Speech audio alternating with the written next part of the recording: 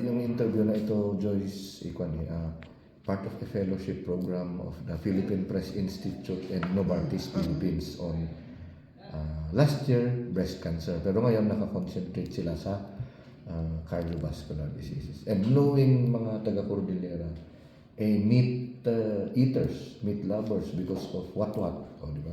Kada okasyon, dapat may what-what. So, ngayon, ano ang prevalence ng cardiovascular diseases sa Cordillera? Okay. Good morning.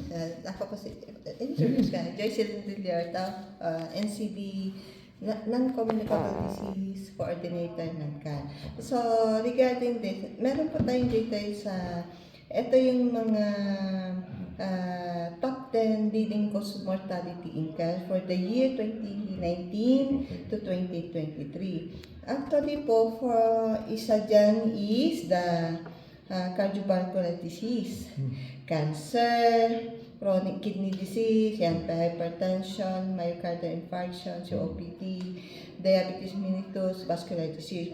In terms naman kung gusto sa cerebrovascular, noong 2019 po, yung leading cause of death sa car is sabi 8.97. Ka-increase na ng pa-increase. Ng 2020 is 14.6.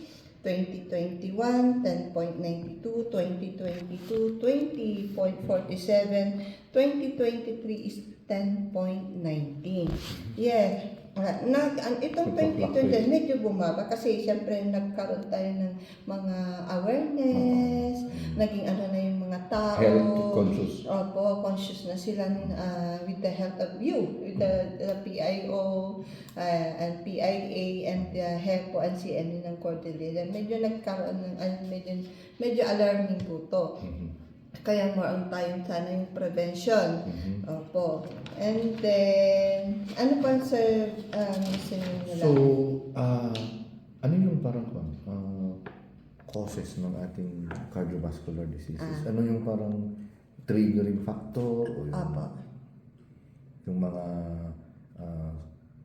mga high blood ba? Mataas ang blood pressure? Opo. Ang cardiovascular disease po, ito yung mga related to heart or blood vessel na diseases. Yun. Ito yung responsable sa transportation of blood through the body. Yun yung tawag natin circulatory system. Siyempre, yun yung system na yun, yung heart, arteries, vein, blood capillaries. Once na nagkaroon ng mga unfunctional or nagkaroon ng bara yung mga yun, nagkakaroon ng failure of the cardiovascular system natin, nagkakaresult na hindi sana instant death yan, mga yan.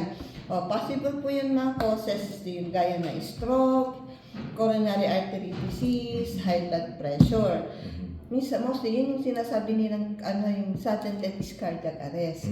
Pag hindi po natin inangatan ang ating mga blood pressure, yung puso natin, talagang instant death ang nangyayari. Ano po to yung hypertension? Nag-upisa tayo kasi yun ang cause po ng usually sa cardiovascular disease.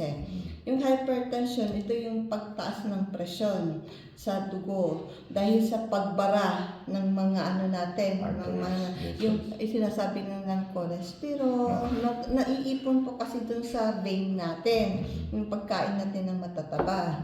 Ang karaniwan po kasi din na nagkakaroon ng ganyan is that 55 years old, and actually 55 and above.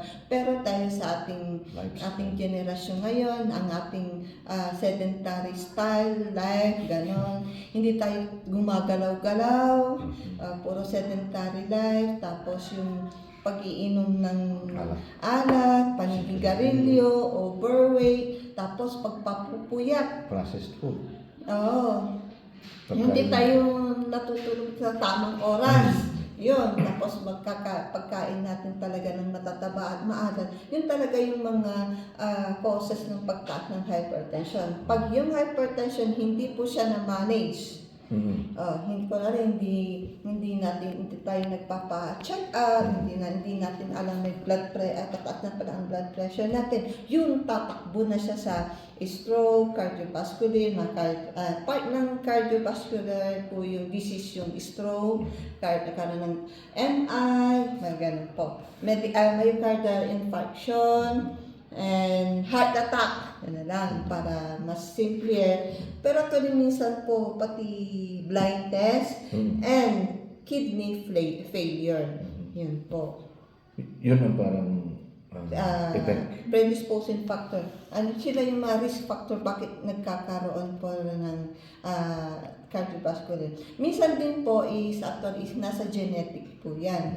Kung hindi talaga kahit na anong gawin natin, kung lahi po natin na meron tayong hypertension, darating po yung araw na tayo din ay magkakaroon ng hypertension.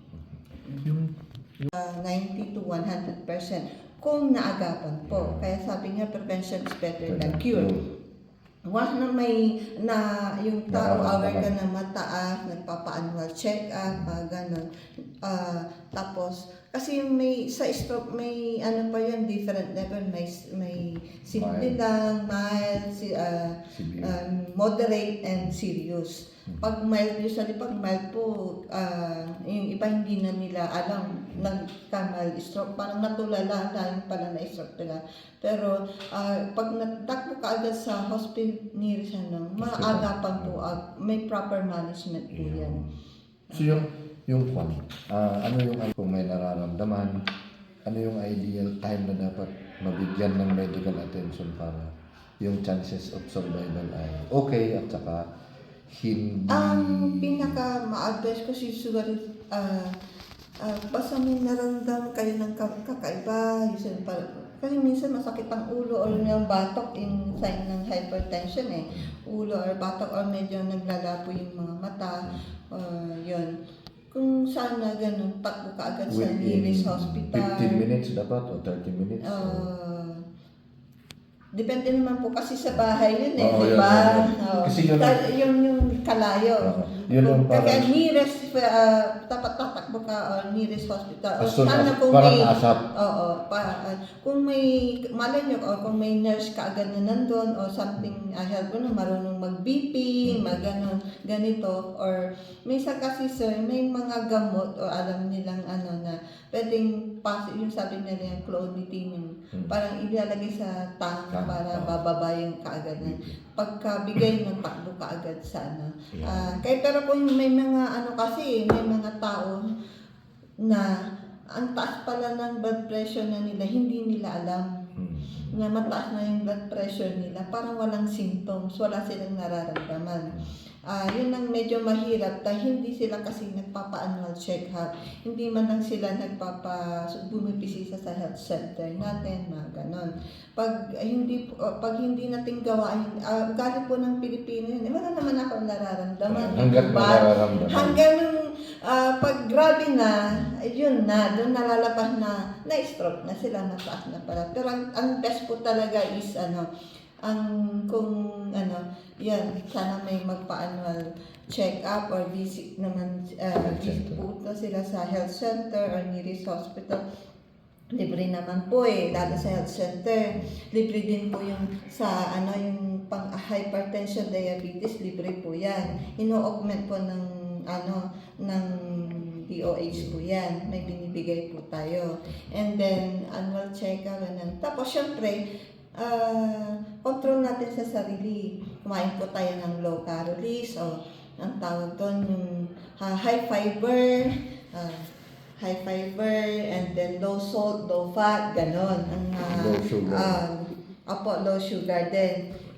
So yun yung healthy lifestyle. Kung alam nyo yung pinakamaganda rin sa atin, kung in case na may ganito tayong sakit, dumaan din po tayo sa ating dietitian or nutritionist. Because pag kasi weight natin din, inaano po nila ang tawag doon, kinukompute po nila kung ano ang proper diet mo. Meron silang menu na pwede na ibibigay sa iyo na yun sundan mo para healthy ka. Ayun, na hindi tawag doon. Kasi may mga prutas din po na akala nyo. Kasi may mga tao na, kumakain ng prutas na naman ang kinakain ko sa veggie. Pero hindi naman po. May mga prutas po kasi na mataas ang asukal. Hindi lahat ng ng fruits and vegetable ay tama. Kaya meron po siyang, maganda yun talaga. Meron po tayo dyan sa BGH. Meron tayong dietitian, area ng nutritional counseling na room dyan na i-check yung weight nyo, tapos yung blood pressure nyo, kung ano yung tinatatanungin sa inyo, kung ano yung kinakain nyo. And then, may computation din, and then bibigyan kayo ng list kung ano yung kakainin mo. Sana sa araw-araw, sundan mo yun healthy ka. Opo. Pero siyempre, hindi naman makikita rin naman sa magandang pagkain po. Pero minsan hindi natin maano yung environment risk factor, yung stress. Diba? Minsan Hindi natin ma-avoid. Hindi natin ma-avoid yan. Kaya hindi Especially lang sa proper work. diet. Siyempre, kailangan natin gumalaw-galaw para di pumanaw. Exercise. Yan po yung ma-advise po. Yung parang 15-minute, 30-minute exercise per day o kanya. Nandito sa yung mga ang tawag doon, distribution ng hypertensive by province, city per year from 2025 dito sa situation.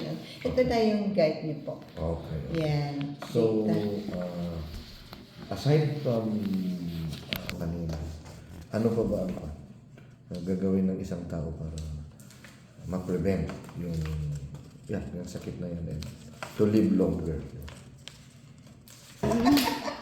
The best medicine. Actually, the best. Ayan, di ba? Hinay-hina lang po. Huwag tayo palagi magmadali sa lahat ng bagay. Hinay-hinay. Apo. Hinay-hinay tayo. Sabi nga nila, don't in a hurry in that. Maybe, para hindi ka dediretso sa cemetery. Don't be in a hurry so that you will not go directly to the cemetery. Diba? Yan. Ikaw hinay-hinay po. Relax. Be happy. And so, syempre, minsan, sabayan din po natin ng prayers. Kailangan natin yung faith natin with God. Kasi syempre, pag maganda yung faith mo with God, yung prayers mo with God, pati soul mo, physically, emotionally, spiritually, okay ka. Kasi minsan kahit okay yung physical mo, pero yung spiritual mo hindi maganda, medyo nag-aano ng konti po. Nahihila. Hindi maganda sa chemistry ng katawan mo. Walang balance. Opo.